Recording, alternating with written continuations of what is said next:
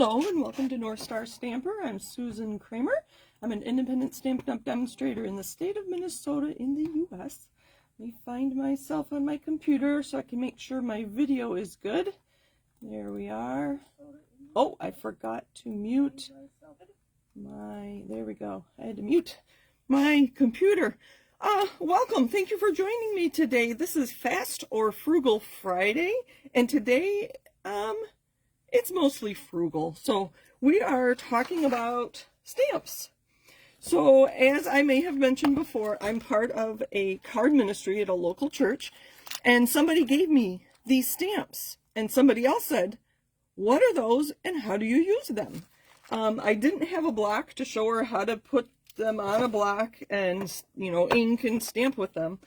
So I pulled out my phone, which I'm using to record, so I can't show you that it actually does work. And I showed her how one of those photopolymer stamps would adhere to her phone, and she could ink it up and then stamp it on her project. So I thought I would give you some ideas if you are stamping on the go and you forget to bring blocks, which I have done before. I'll show you some alternatives, and maybe this will help you down the road. So normally we take a stamp, this cute little butterfly from the Spotlight on Nature stamp set. I believe that is continuing. It's been around for about a year. I got it a year ago in March when I was in Houston. Okay, what am I doing? I'm using Shy Shamrock, one of our in colors from last year. So it was new last year. So you take your stamp, and this one happens to be a cling mount, so it is sticky. If they aren't sticky, I would clean it in water a little bit. So you adhere it to your block, stamp, ink, ink, ink, and stamp. You probably know how to do that, right? Photopolymer stamps. We'll use this flower. And I always say I try to use the smallest block possible. So you can see I set that down on my paper, and then I picked it up with my block. Ink, ink, ink, stamp. Oh, I like that one. That's a distinctive stamp that we offer because it looks like a picture. It's more 3D. This one wasn't so bad, but if you try to use this big block, this is a D block, with this little stamp here, chances are I'm going to get some ink on the edge of my block. So I always try to use the smallest block that I have that will go with my stamp, and this one I would probably use this, I don't know what they're called, this is a B block, so that I don't have much of an edge around my stamp when I go to ink it up. One other thing is, if you have a punch or die that coordinates with a stamp, you want to let it sit on your paper and go to the shape it wants to be, and then pick it up with your block. That way your die or your punch will be more like the shape of the actual stamp itself. Okay, so that's kind of the basics of using blocks with red rubber or photopolymer stamps. We used to only have stamps that had wood blocks, and they would adhere to them.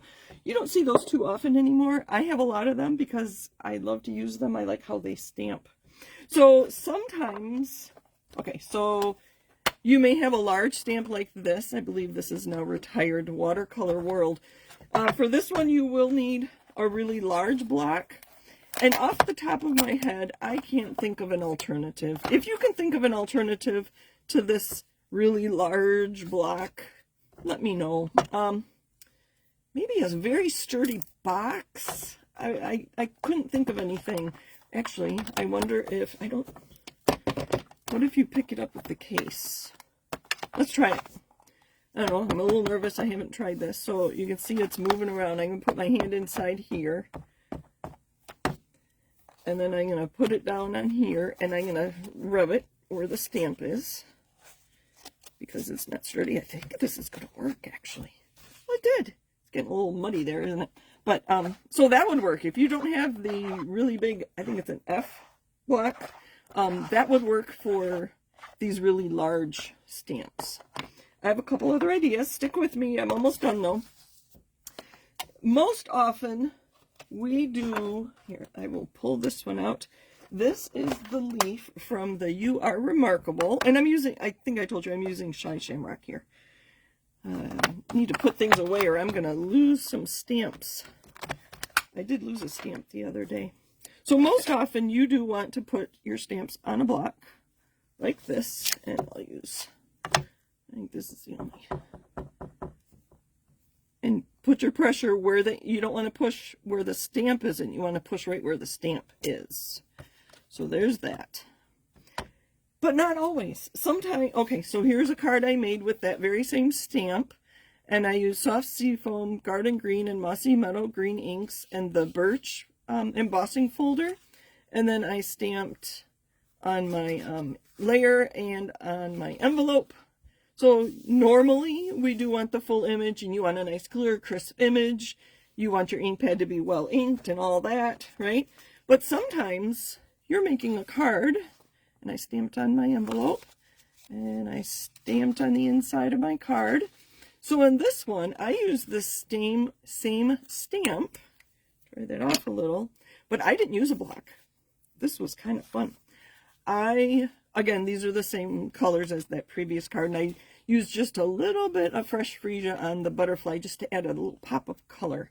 So to make this background, I didn't use a block at all. I just used, I held it in my hand like this, and I went like that, just to get the idea of the leaves behind it. Because I didn't want full images behind, on my layer there. So this is very much like creating my own pattern paper.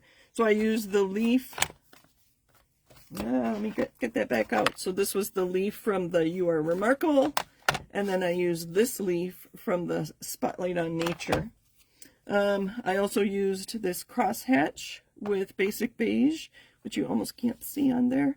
And then I used a water painter, which we are replacing, to add some color to my butterfly. And this is from the Unbounded Beauty dies and stamps. So if you don't have, I have a few more ideas. If you don't have a block, you could use an ink pad.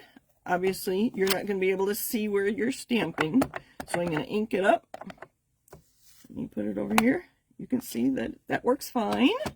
I've done that before. I forgot blocks when I was traveling one time. So I used an ink pad. I had an extra ink pad.